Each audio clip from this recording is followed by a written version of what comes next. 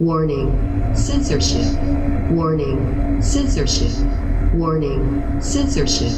Warning, censorship. Hi, everybody. I don't think I heard anything. Maybe I'm disconnected. Oh, I got you now. Great to be here. Ezra Levant here on Wednesday. I almost missed the moment there. I don't think my headset was working. Can you say a quick hello to me to make sure? Yeah, I've got you now. Perfect. Hi, everybody. And by that, I mean the folks watching on superu.net, the folks watching on rumble.com, the folks on youtube.com, and the folks on odyssey.com. It's nice to stream in 4 different platforms. An innovation we did unwillingly at first, because YouTube deplatformed us, or demonetized us and then suspended us for a week. But it's forced us into this whole new world of competition, where there are other services, better services, freer services. And it's great to take those steps now before we're totally killed by YouTube. So when that day comes where they finally give us the guillotine, our people know that we will live on other platforms. So thank you for being a part of that. I'm also delighted to say that one of these 4 platforms now allows people to give us tips, little donations, which is what we used to rely on from YouTube. YouTube has something called a super chat, and super chats were the main source of revenue we had from YouTube. They had basically demonetized us from everything else. We were on track to make about $400,000 a year from YouTube. That was cut off. So folks who liked doing that, and I thank you for it, superu.net now has that function. And I've also heard that that function will be coming to rumble.com. And I suppose I should mention that Odyssey already has that function in the form of their cryptocurrency called Library. Anyways, let's get to the news of the day. There's so many interesting little things out there. I have on my little page here that's put together by Justin every day, I got some really good ones. Holy cow. Joe Biden met with Vladimir Putin today. How did that go? That's like a lion and a little doddering old mutton. Is mutton just the meat? I think an old sheep. I feel bad for Biden that he was put into that situation. We didn't have cameras in the room, obviously, for the bulk of that conversation, but let me show you what it might have been like in the room between Biden and Putin. Putin, he's 10 years younger than Biden, but he's clearly got all his functions, his mentality, his cognitive ability. Biden is the kind of guy that his staff make him wear those mittens with the string on them so you don't lose them. And here's Biden at the NATO meeting, just mumbling. And would you want this guy going toe-to-toe with Vladimir Putin on your behalf? Take a listen to him at the NATO meeting. And I've said before, and I apologize for repeating. I did tell you mistake of my next advisor. I'm leaving out a lot of people here. I apologize. I'm going to get in trouble. But anyway, we'll get back to that. But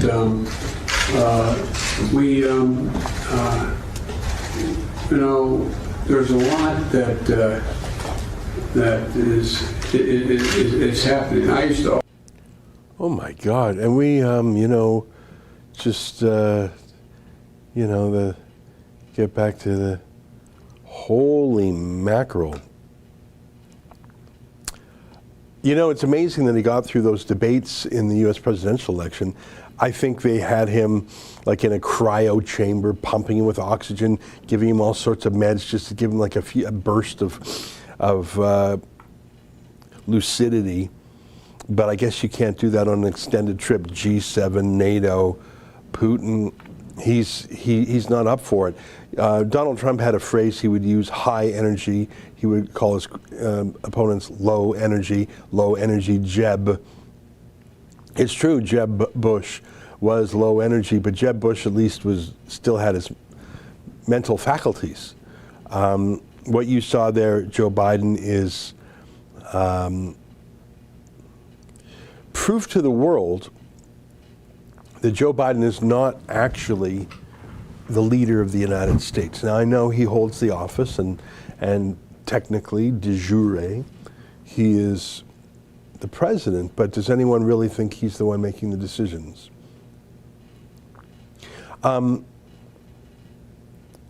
He's got cue cards with him a lot, where word for word things are written out for him. Do you have the cue cards? He was going into a meeting with Putin, and he had his lines written out. You know, when I was a kid, we called those, mittens with the string on them that you put inside your snowsuit so you don't lose your mittens. They were called idiot strings. I know that wouldn't be used today because that's too mean, but that's what they were called. I don't know. I'm sure that's a nicer name for them now, like forgetful strings or don't lose. So you see, he's got there little pieces of paper with typed up messages that someone wrote for him, and he studies those, and we know that because he was using them at the G7. Can you just Google G7 Biden notes? Because you can see, they're really lame talking points too, by the way. But they're very basic, like just almost sort of, you are Joe Biden, you are the president, you are in this city, you are at this meeting. It's the kind of thing that an Alzheimer's patient would put on sticky notes around the house. You have 3 children, their names are these. You have 6 grandchildren, their names are these. It's a sign of mental decline. It's not funny when the President of the United States has those little Alzheimer's Post-it notes. It's worrying. I don't think I'm making fun of people for having a declining mental state. I think because the life expectancy, especially in the free world, is so long now. It's just incredible. It's in the 80s in many places. You live so long because many diseases have been cured and lifestyle is better and food is better, that you're going to see more dementia, I think. I think when the average life expectancy was in the 30s, you probably didn't see a lot of dementia or senility, right? People would be dead before then. So I'm not laughing at Joe Biden. I guess if I'm laughing at anyone, it would be the American media, who did their best to hide this, but you can't really hide it. And Putin can see through it. Don't you think a former KGB agent can pretty quickly cut through things? So that's embarrassing.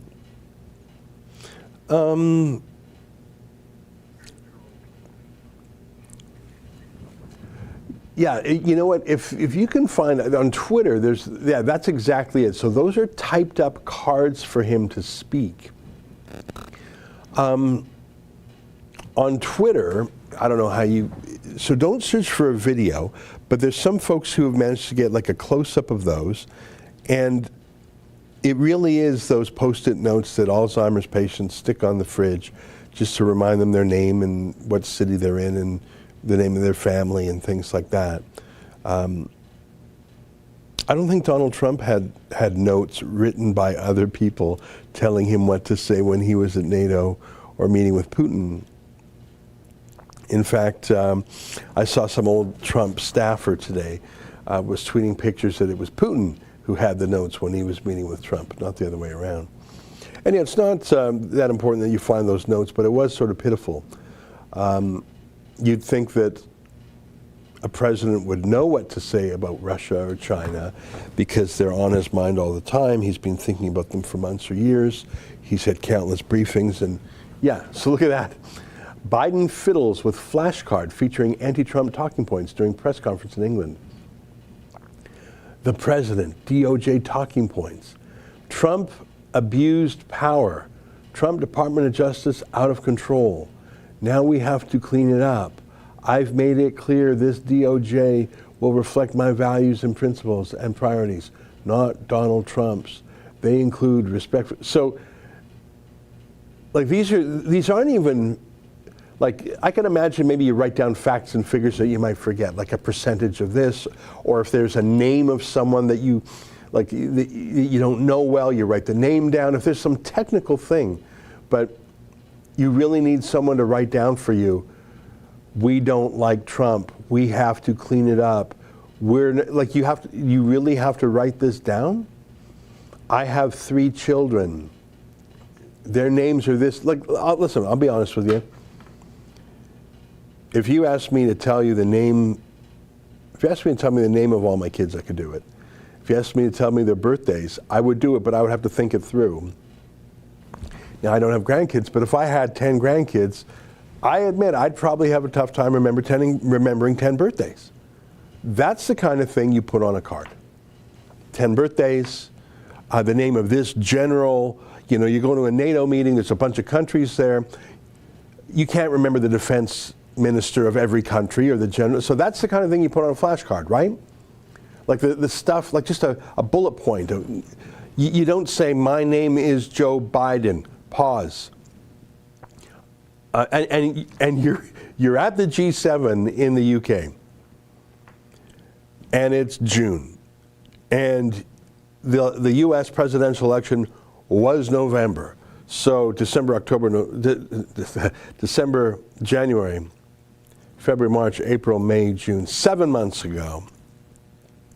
It's been 7 months and 13 days, or whatever it was. And your talking point in the UK is bashing Trump? That's what's on your mind. You're at the G7, that's the meeting of the 7 Western democracies. I think it should include India. I think India should be invited into that. And you're kvetching about Trump. That's pitiful from a number of points of view, but the fact that someone had to write that down on a card for you, that's super pitiful. Hyperchat from Rocks 4NE. I found one good thing about Biden. He makes Trudeau sound coherent. Yeah, well, you know what? I was thinking about this. Who is dumber? So, you know, you got Joe Biden, who's losing his cognitive edge. And you got Trudeau, who's not anywhere close to dementia. He is in full control of his faculties, but he's just so dumb. That's not the same as Alzheimer's.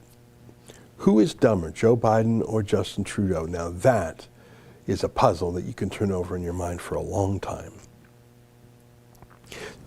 Keeping on the foreign affairs theme, I want to show you quite an interview on the CBC. Now, I don't really watch the CBC a lot, but unfortunately I'm compelled to pay for it anyways. And Rosemary Barton, who, if you look at what she's called on the screen, she's called a CBC reporter, but never forget that Rosemary Barton was the plaintiff when the CBC sued the Conservative Party of Canada right in the middle of the 2019 election. Rosemary Barton was the plaintiff. Even as she was reporting on the Conservatives, she was suing the Conservatives. Never forget how unethical she is. So she'll sue the Conservative Party of Canada. That's how much she hates them. But look at how she talks to the dictator, the Islamist extremist who runs Pakistan. Take a look at this. It appears it was one person radicalized in some way on his own who did this. What is it that government should be doing, for instance, to shut down online hate toward Muslims? I think there should be a very strict action against this, because you see these hate websites, which again, as I said, would divide humanity by creating hatred, ignorant about the other human community, and you target them and this hate material, and especially with the growing social media, and social media is a completely, you know, the world is just coming to grips with it because it's a new phenomenon, and unfortunately, I mean, while there's so many benefits of social media, it's changing the whole world. But this one particular bit, when there are these hate websites which create hatred amongst human beings, there should be an international action against them. And what would that look like to you, Prime Minister? What would be the mechanism for doing that, if you will? whenever the international community, and by that I mean the world community, the world leaders, whenever they decide upon taking action, this will be dealt with. The problem is at the moment there is not enough motivation. Some international leaders or leaders in the Western countries actually don't understand this phenomena. They too think that the Muslims are these weird people who have these weird customs and they need to be put in place. So it just needs to be brought together, and there has to be understanding, and this can be promoted by world leaders. Do you plan to reach out to Justin Trudeau to have a conversation about this? Yes, I will. I've had previous conversations with Justin Trudeau as well, and I have to say we mostly agree with most things. You know, there's a lot of incredible things there.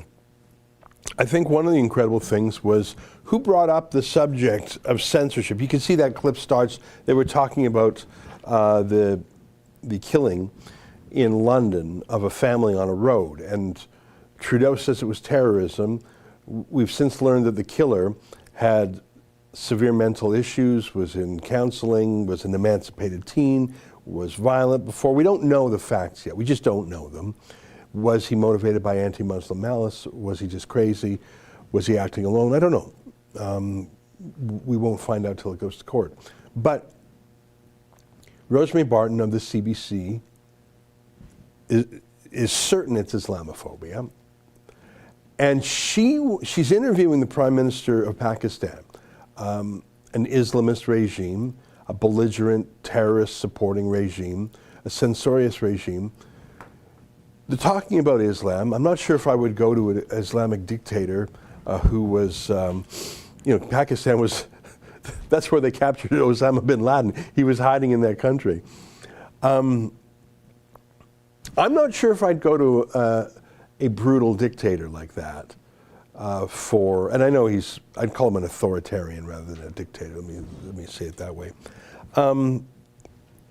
Is he really your best go-to for what Canada should do? Is that really? Well, in the mind of Rosemary Barton it was. But who brought up censorship? Not the authoritarian ruler of Pakistan. The CBC journalist did, which isn't surprising because she's the one that sued the Conservative Party of Canada to shut them down. It's in her blood. She's a censor. She hates other points of view. She hates them enough that she'll use taxpayers' dollars to sue the Conservative Party right in the middle of the election she's covering as a reporter. She brought up censorship. She said, hey, authoritarian thug, do you think we should censor people? Do you think we should crack down on the media? And he said, yeah. And she didn't press him. She didn't reflect any Canadian values of free speech because she knows that Justin Trudeau and Stephen Guilbeault, her bosses, they're planning on censoring Twitter. So she's just trying to find allies for Trudeau. That was so gross. Now, Justin, while we were playing that, I sent you a couple of emails. Did you get them? And I receive emails like this from time to time. Just put any one of them up if you can. Yeah, I don't think my email is a secret. I think a gazillion people have it. I have a bunch of emails. So if you want to email me, Ezra@rebelnews.com is the best. So can you pump that up a bit? And show me the date on that. So I get a bunch of these. This is one fairly recently, right? September 2019. From Twitter Legal. Subject, Twitter receipt of correspondence, September 9th, 1919. Hello, Ezra Levant. In the interest of transparency, we are writing to inform you that Twitter has received a request from Pakistan regarding your Twitter account, Ezra Levant, that claims the following content violates the law of the country. And then if you click on it, you'll see it there. I think this is the cartoon, Danish cartoon. Anyways, it goes on, and I get these all the time. The government of Pakistan is complaining to Twitter all the time about me. And yeah, that's what it was. I put that up, I think, in solidarity with the attack on the Bataclan or something, no, sorry, not the Bataclan, Charlie Hebdo. Anyways, so that's illegal in Pakistan. So the government of Pakistan, I'm in Canada, Twitter's in California, but Pakistan wants Twitter in California to censor me in Canada. They're in Pakistan shouting it at the wind. And that's who Rosemary Barton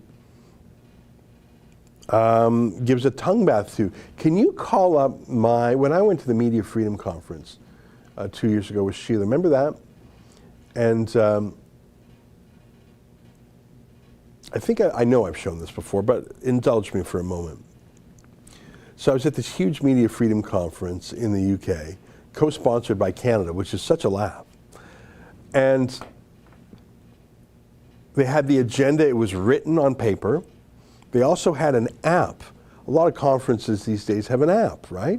It's just in your phone and you can sort of schedule things and find things. It's just a handy way. So I was so interested in this conference. I was there with Sheila, and we had a cameraman there, and our friend Andrew Lawton was there from True North. So I read everything in the entire conference agenda. Like I read it cover to cover because I wanted to choose what to go to. And it was in this very big building. There was lots of great snacks, very important to me. And Sheila was there, and our cameraman Ed was there. What a great guy. And you know, it was like a 2 or 3 day thing, so you get a little tired, you sit down. And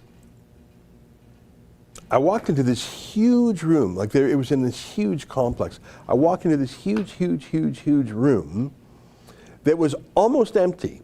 And I thought, I really don't know what's going on here, but it's empty. I just need to rest my weary bones, can take out my laptop, check emails, whatever, you know. I thought I walked into an empty room because it was 99% empty. And there was nothing on the conference agenda about anything in this room at this time. I'm telling you that because I checked. I thought I was just sitting down, like not in a lounge, but I had found an empty room. And there was maybe 20 people in there. And I walk in, and I realize, I can't just sit here for a quiet minute. There's actually something going on in here that was off the menu. You know, there's some restaurants that they have like a secret menu, you know? Or if you know the chef, you can say, hey, chef, it's not on the menu, but can I order up something special? And if he knows you, he'll do it.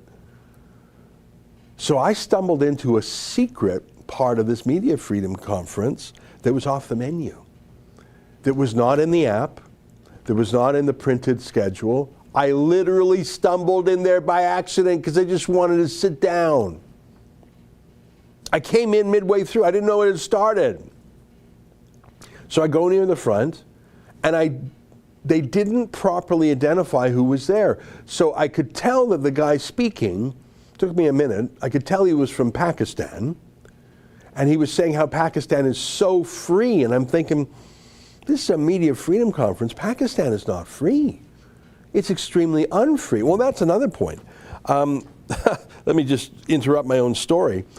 Rosemary Barton not only did Rosemary Barton suggest to the Pakistani PM censorship, she didn't ask him about the punishment of Ahmadiyya Muslims, which are a persecution of a Muslim minority in Pakistan. Didn't ask him about the persecution of Christians. Certainly didn't ask him about the censorship in social media. So I'm in this room in London,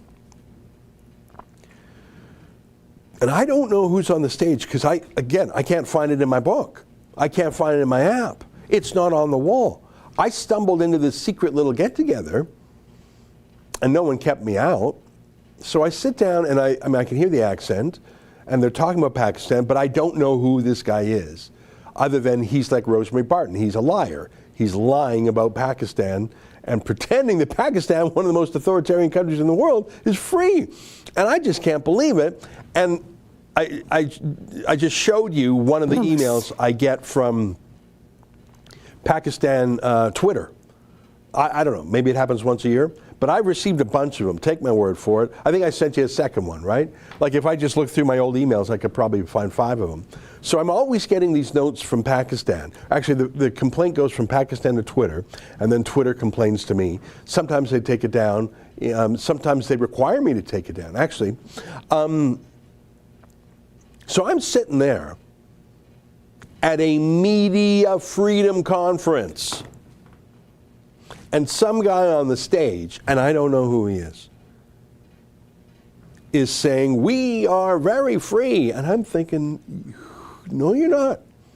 Not only are you brutal at home, not only do you support terrorists, not only did you give refuge to Osama bin Laden, not only do you persecute Muslim minorities like the Ahmadiyya Muslims, not only do you murder and otherwise persecute Christians, but you're a wicked liar. You're trying to censor me in Canada. So, again, I stumbled into this secret get-together, and there was someone else on the stage from another country, and I didn't find it that interesting. And then the moderator says, "All right, are there any questions?" Well, I got a question, but the moderator says you can't ask the guy from Pakistan. And I'm thinking, I'm at a media freedom conference. I'm going to ask whatever I damn well please. So I say, "Oh, yeah." And then I take the mic from the guy. And do you think I'm going to obey him? Some little bureaucrat who says, "Don't ask the Pakistani gentleman any prickly questions. Be like Rosemary Barton." Yeah, no thanks. No thanks. I mean, there's a certain physical resemblance between me and Rosemary Barton, but that's where it ends.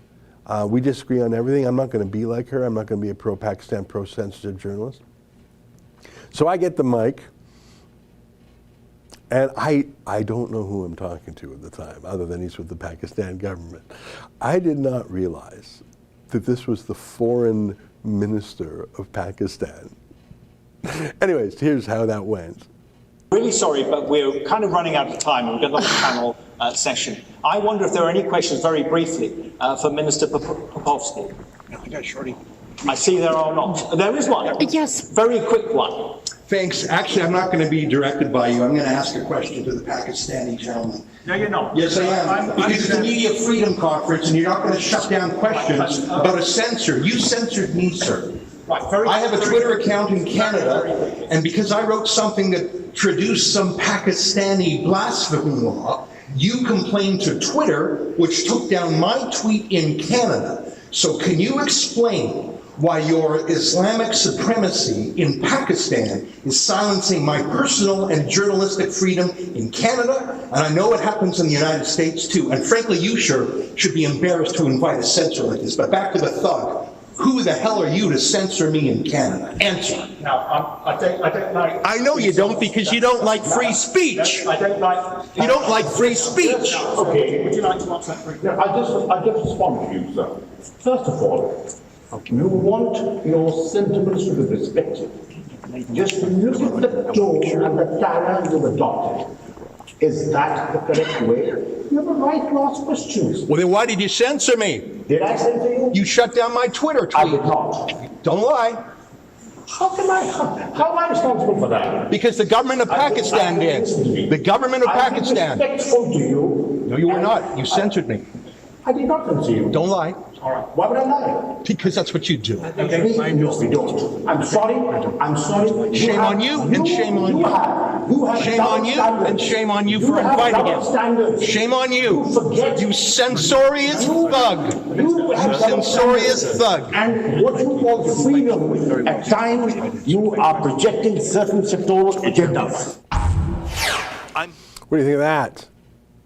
You know, whenever I use the word thug, it's a generic placeholder for a swear, because I knew I shouldn't swear. And I didn't. I got through that whole thing without swearing, right?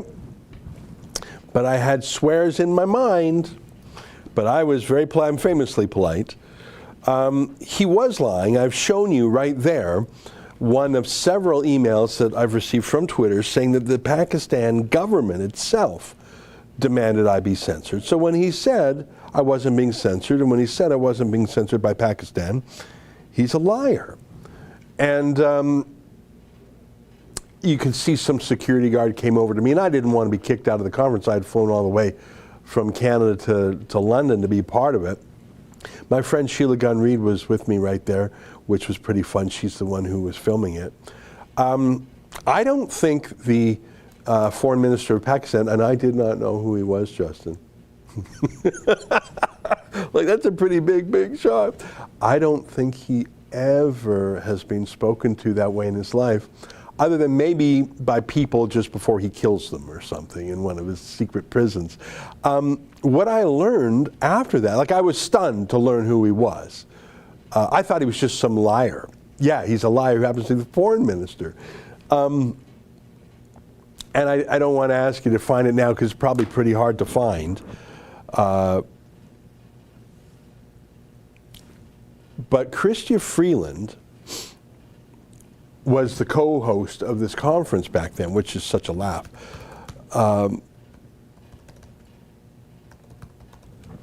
She had secret meetings with him.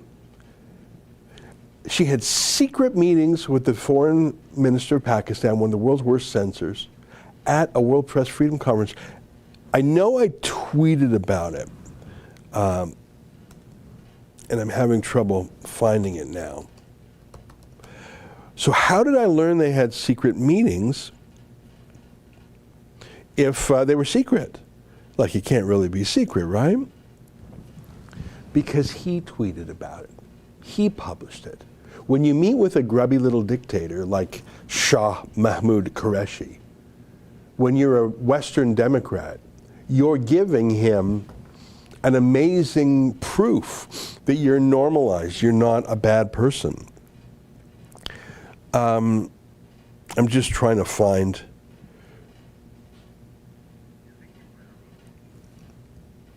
You know, he put it on his Facebook. Let me see if I can find it. He deleted it after I tweeted it. Anyways, I won't spend more time on it.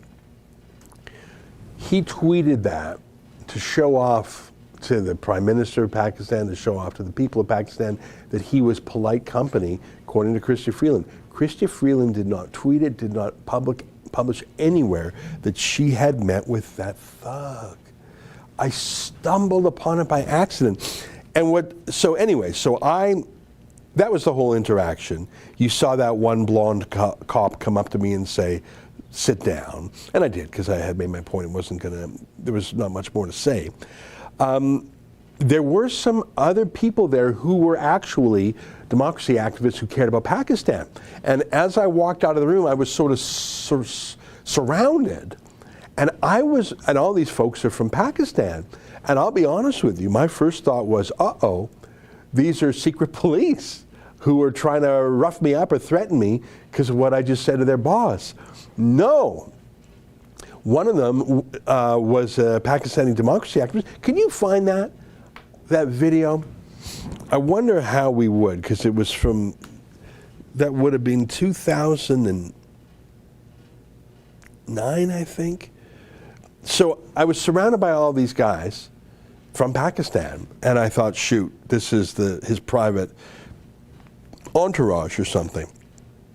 No. It was folks who were amazed that anyone had spoken back like that.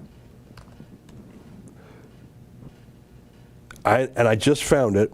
I'm going to send you the link. And can you play a moment of this? So here's one of the guys who came up to me immediately after. He couldn't believe it. I was worried this guy was like a cop. But no, so I said, well, let's talk for a minute. And I was still, well, who are you? Who are you? And did you get that link I sent you there? You know, just put it up. It's only 4 minutes long. Let's take a look. Question to the Pakistani gentleman. No, you're not. Yes, I am. Because it's a media freedom conference, and you're not going to shut down questions about a censor. You censored me, sir. I have a Twitter account in Canada, and because I wrote something that traduced some Pakistani blasphemy law, you complained to Twitter, which took down my tweet in Canada. So can you explain why your Islamic supremacy in Pakistan is silencing my personal and journalistic freedom in Canada, and I know it happens in the United States too. And frankly, you should be embarrassed to invite a censor like this. But back to the thug. Who the hell are you to censor me in Canada? Answer. Irfan, after I asked the foreign minister a tough question, you came up to me. At first, I thought you were maybe an enforcer of his, but the opposite. The Pakistani government has censored you too, haven't they? Thank you very much for your time. You know, the first question which I asked the minister, I'm really shocked when coming to this world organization, like the conference where the whole world is watching you and putting a show to the world, that in Pakistan the media is free, which is not. The 3 channels have been taken off the air, right? And this is something really disturbing for all the journalists, because we don't know where we stand as a free journalist and what we have to do. Because the reason was during the time when the PTI government in Pakistan, right? They were campaigning for the election. The channels in Pakistan were actually showing the street power of PTI without any discrimination, because everybody has a right to come in the street and talk about, but this is what happens in democracies.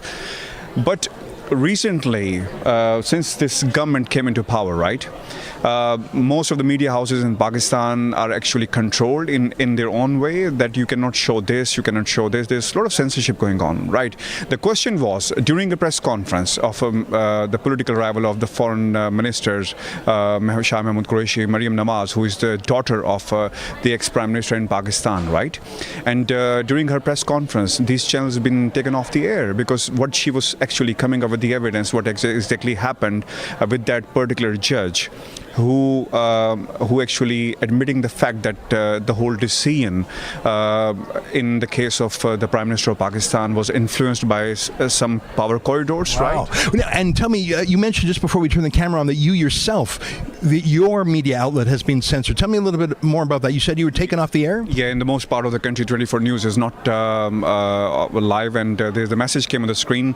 There's a technical error. But it wasn't a technical error, was it? Technical error. Everybody knows where the error was, and it's just more like a censorship which the Pakistan media is actually facing right now. Let me ask you one last question. I know you're very busy. Thanks for talking with me.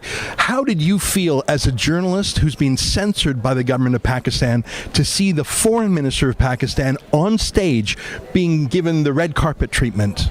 But you know what, that's the thing. When you come to a world platform like this, and if you have to put the ball in somebody else's court, right? Oh, this is not my job. I'm the foreign minister. This is a PEMRA who is doing in Pakistan, the regulatory body in Pakistan. Then why you are here? Send somebody who's the representative of the PEMRA, so we can actually address to the people, the right question, if you believe that. I think this is absolutely defying the values of the journalism in Pakistan. If someone of that level coming to media conferences like this, I think they're just filling the blanks, and it's nothing more than that. Irfan, thanks very much for talking with us, and good luck. You are on the front lines of free speech, and I hope you stay strong. Thank you very much. Thank you very much. Nice to meet you. Thank you. Well, what do you think of that? I enjoyed meeting that guy, and I was really glad that he was there. And he was shocked, like me, that Shah Mahmood Qureshi, the foreign minister of Pakistan, was invited to be there. He obviously knew about it. I don't know how he knew about it. I literally was looking just for a place to sit down. Half of journalism and half of politics is just being there, So there you go.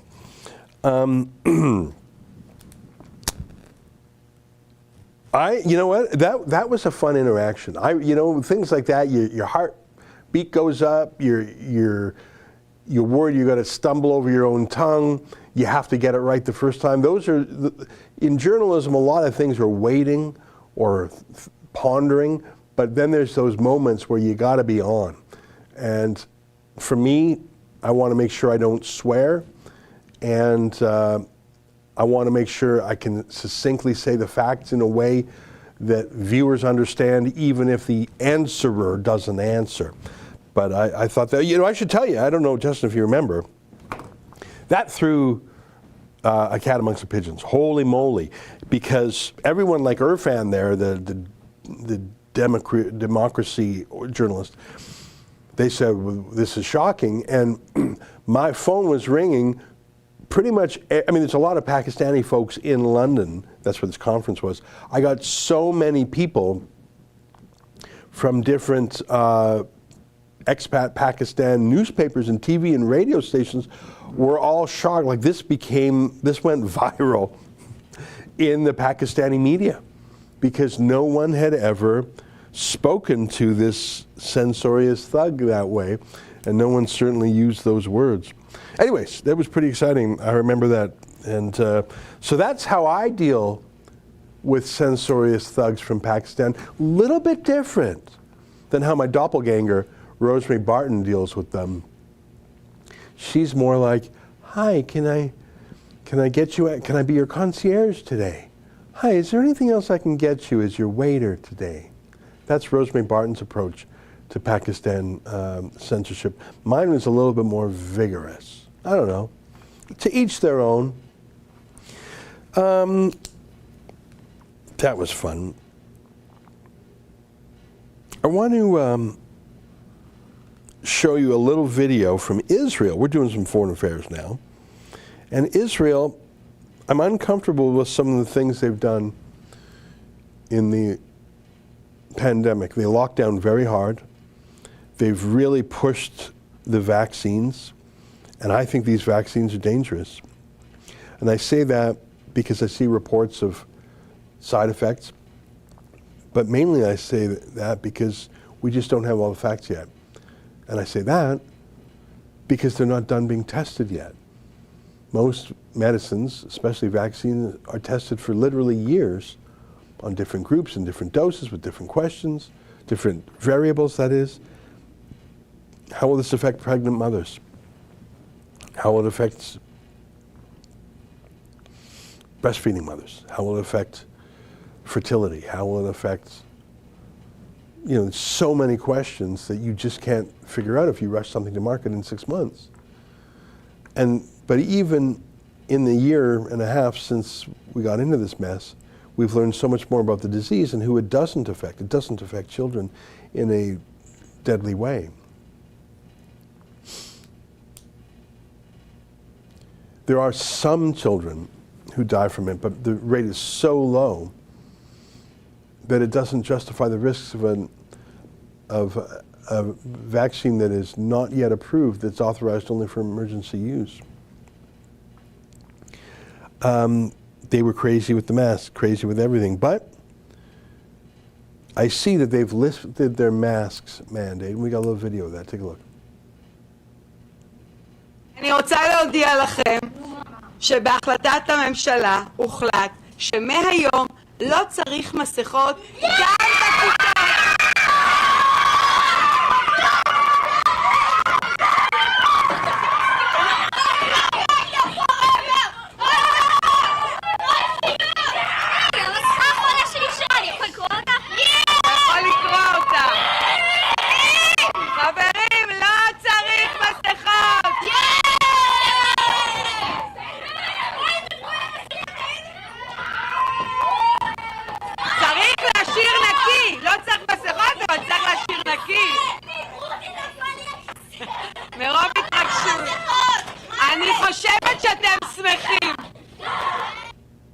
Those kids are pretty happy. It sounds like the teacher's happy too. Of course, places like Florida have been mask-free for much longer.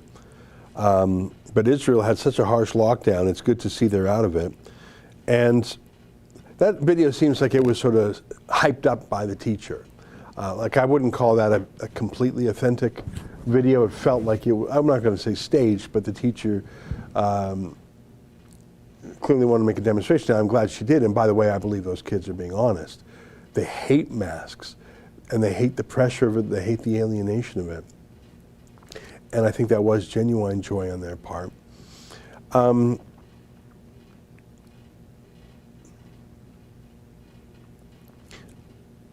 Maybe it's not the case everywhere in Canada, certainly not everywhere in the West, not everywhere in America. But in some parts, in some of the cities and some of the liberal enclaves, mask fetishization has taken on such a deep psychological hold on people. I would call it like a superstition, like a cult. I won't say like a religion because it's not that thought through. It's a cult. It's a fashion. It's a virtue signal. It's it's a symbol of in-group and out-group. I wear a mask, so I'm better than you, and so I can condemn you if you're not wearing a mask, and to protect me from you condemning me. The mask has taken on a life of its own. So it's good to see that in Israel, at least that class and that teacher are throwing it out. How are we doing for time? 12:44. I see a couple more chats. Blue Jetty on Odyssey, One Library. You're a cute and cuddly doppelganger. Yeah. Binga. Thank you, Ezra and Rebel reporters, for standing up for the truth and freedom.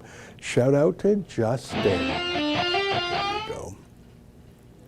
On Rumble, Chrissy's Kingdom. Oh, yeah, the video may have been planned, but the joy is real. I think you're right. Yeah, I think you're right.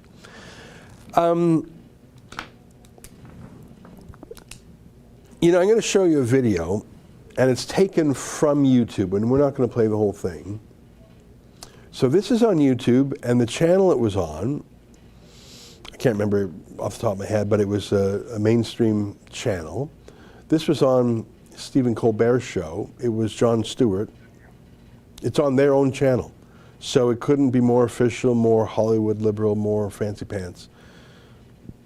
If this video were, say, on Rebel News 3 months ago, it would have been used to demonetize us or suspend us or cancel us.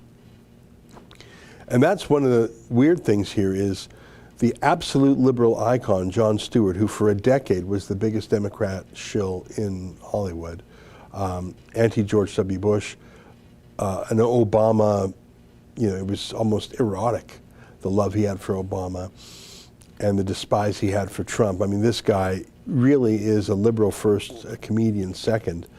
But he was on the show 2 nights ago, and holy cow, this is what the kids say, red pills. This is someone who has had the scales fall from his eyes. Do we have that compilation you put together for my monologue? Which is better? Okay, let's play. So this is straight from the show's own YouTube channel. Take a look. I was really hoping that, like in 1918, they'd be like, drink a tincture of mercury and butterfly juice. Like, I was hoping it'd be like some bizarre thing, and I'm like, we've come a long way, baby. It's the exact same. How do you feel about the science now, though? Well, so I will say this. I honestly mean this. I think we owe a great debt of gratitude to science. Science has, in many ways, helped ease the suffering of this pandemic, which was more than likely caused by science.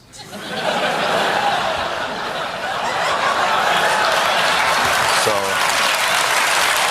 and that's kind of... Hold on a second. No. Listen. It's coffee. I wouldn't do that to you. I wouldn't do that to you. What do you mean by that? Do you mean like there's a chance that this was created in a lab? There's an investigation. A chance? Well, oh my if there is evidence, I'd love to hear it. There's a novel respiratory coronavirus overtaking Wuhan, China. What do? Oh, you know who we could ask? The Wuhan novel respiratory coronavirus lab. The disease is the same name as the lab.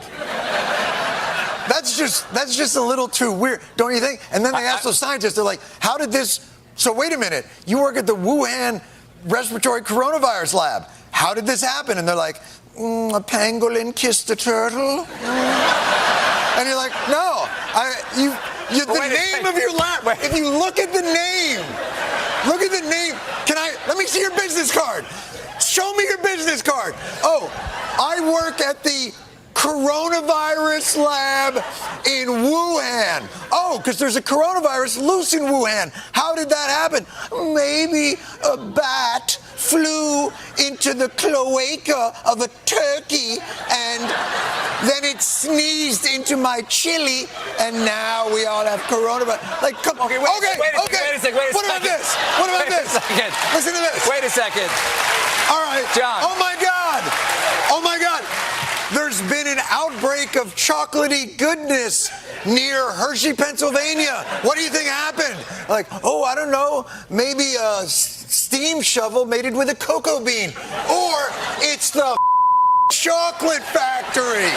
Maybe that's it. That could be. That could be. So there you have it. And he goes on, and Stephen Colbert becomes increasingly uncomfortable with it and pushes back a bit. But you can't push back against the boss. The boss of that world, the boss of late night snark liberal comedy is Jon Stewart. And I have to say, I hated it for 15 years. But when he's puncturing the foolish pomposity of the trust the science left, the science is evolving left, it is fun to watch. I thought he was really funny there. But yeah, what's so incredible about that is if that had been said by Steve Bannon on his War Room podcast, that would have caused him to be deplatformed in many places. In fact, he was deplatformed in many places. If that was on our show, we would be cut off from YouTube. But now it's sort of cool because a cool guy said it. I think the reason that works is because they achieved their goal with the pandemic, which was China destroyed the economy of the West. China did the worst blow to civil liberties in the West in almost a century. And Trump was removed from office both by having the economy dashed, but also that the pandemic provided the pretext for mail-in voting. So mission accomplished. So yeah, let the late night entertainers put on their clown nose and make some jokes now, blow off some steam that way. Let me read some more super chats coming in.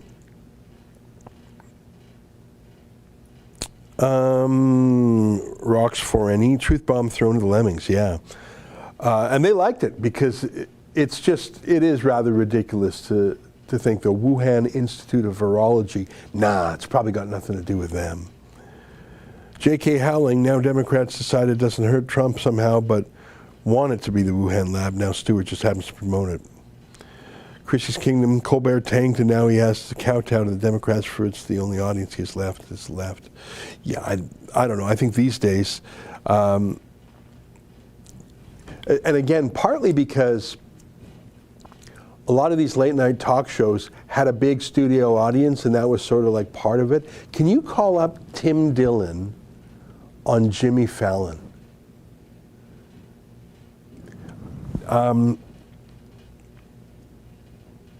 So many of these produced late night talk shows in the studio audience in New York or LA were really little more than corporate PR for the latest Hollywood movie or the latest Hollywood record, So they would have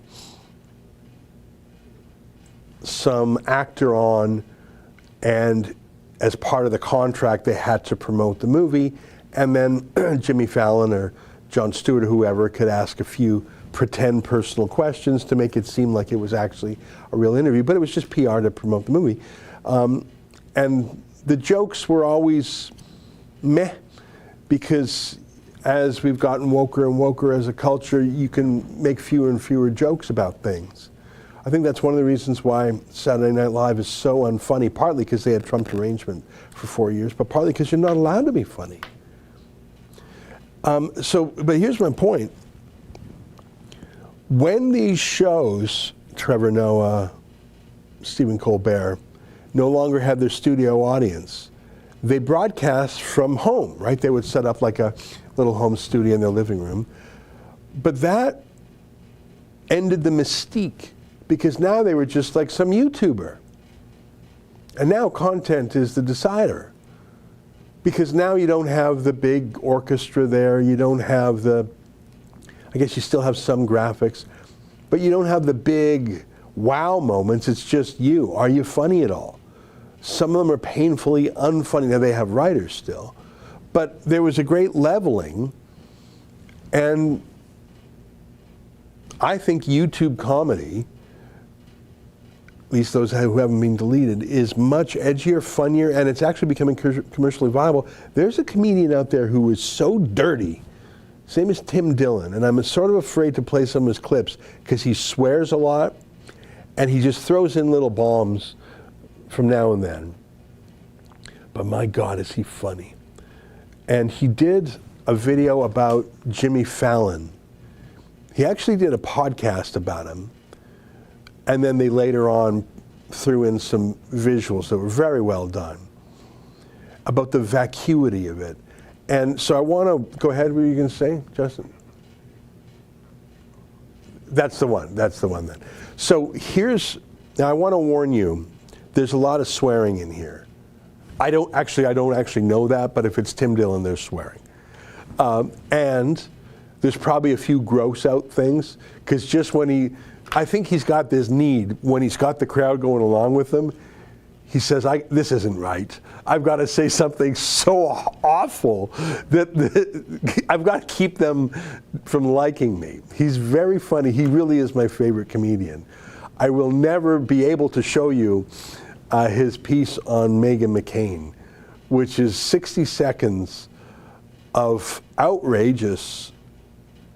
You will hate yourself for laughing. It is so bad. He is so mean.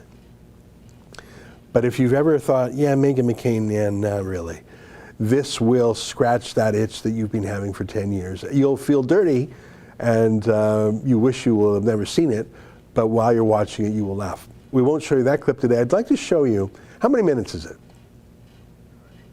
Okay, we're not going to show all of it, but the way he goes out, let's just play a few minutes of this. Let's jump right fans. And then you have this really elite sanctum of Hollywood, this really elite group of people.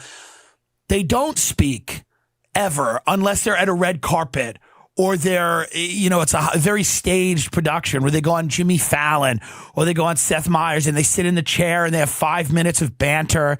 And it's like, well, hey, you were in Italy recently. And there's nothing real about it. You were in Italy. I was in Italy when you were in Italy. You love when they do that.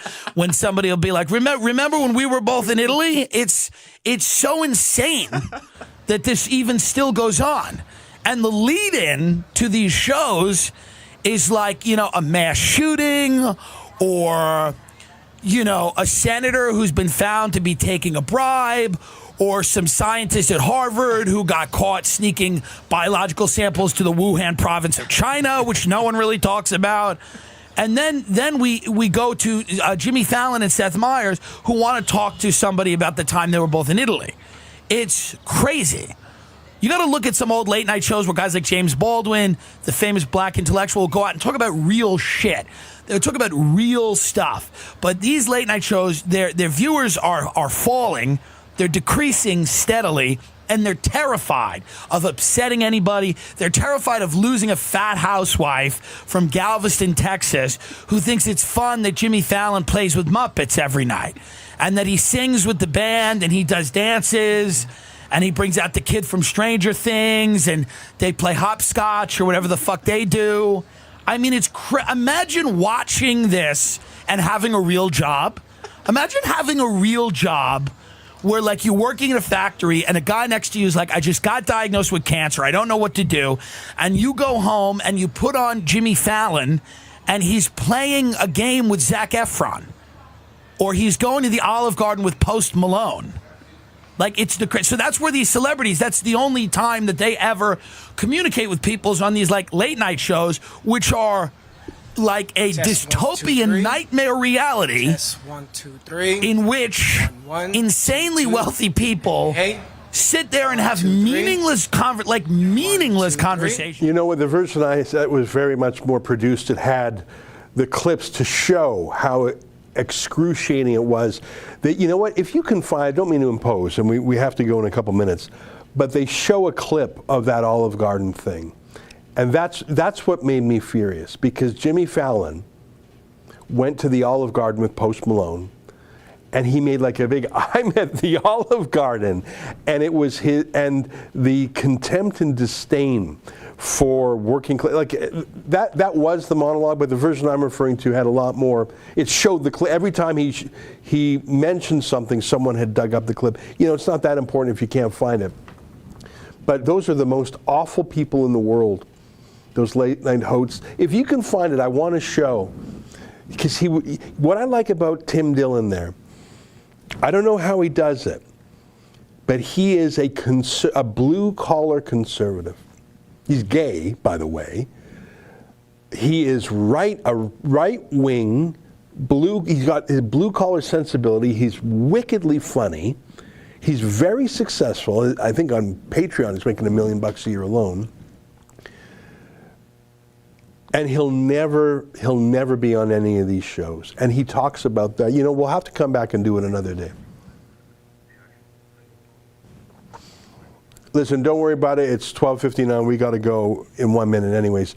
We'll do this properly. But if you want to see the most masterful demolition of Hollywood liberalism and fake comedians and the fake narrative and the corporate media, Tim Dillon's video, and there's a version out there that's produced and I relied on, because I don't watch these late night shows. So when he was talking about their visit to the Olive Garden, I had to see it, and I had to see how they were mocking the waitress and mocking the fact they were at Olive Garden. I've been to the Olive Garden once. It's sort of a low cost, corporate Italian food chain. Big deal. Not everyone can afford to go to the fancy pants chain, but that part of the, it's like, I'm going to McDonald's to have a hamburger. And Tim Dillon could immediately spot that for what it was, which is sneering at people. I never listen to podcasts. Who's got the time? How can you have time to listen to people talk for half an hour?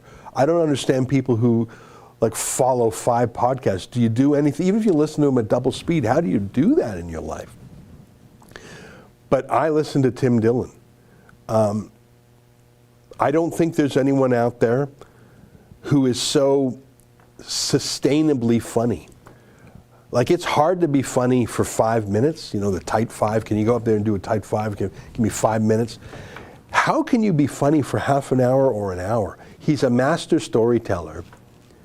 And he sees things that others miss. And he's friends with the left, but he is of the right. If you're looking for a comedian who isn't just going to tell you woke jokes, who's so unwoke, if you doubt me, you know what? Jollibee. Even his take on Jollibee had me laughing for 5 minutes. Don't put that up now. If you want to see what he's really like, look at his, just give me the screenshot. Don't play any sound of his Meghan McCain video. He is so funny. I don't know why I'm promoting him so hard. We really can't work with him or use him. He's so foul-mouthed and obscene.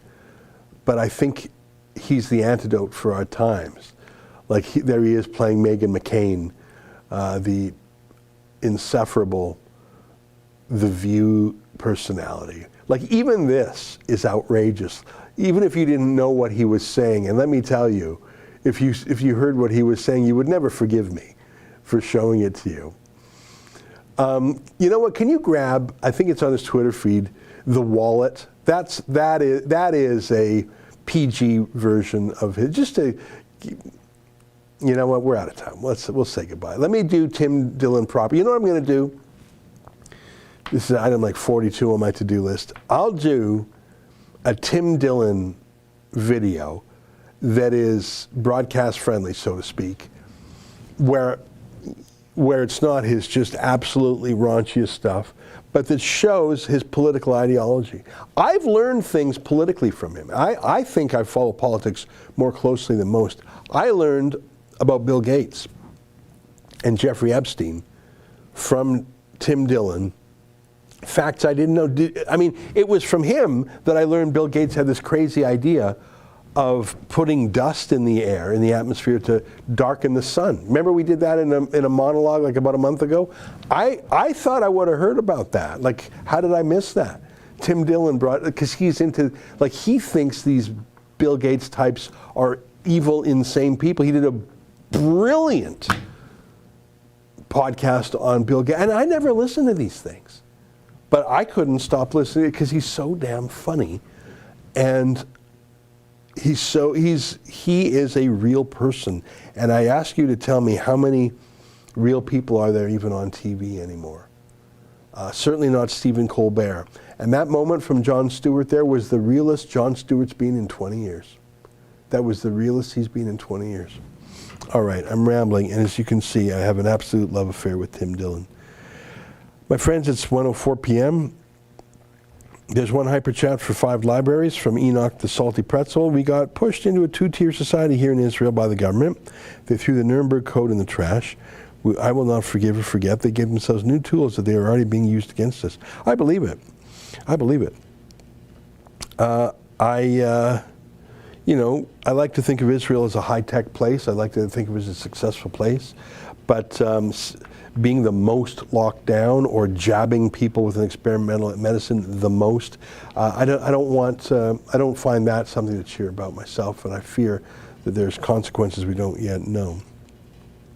Well, that's our show for today. Do we have a dog vid? Indeed we do, curated by Justin.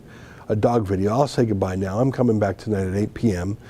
And my show tonight, by the way, is about some emails that Sheila received through an access to information request. Internal emails from the CBC on how they manage their comments section and delete anything they don't like. It's quite something. So I'm going to follow up on Sheila's report. And Sheila has Dr. Roger Hodgkinson, on the show, and he's a longtime friend of ours. So I'll say goodbye now, and here's a dog.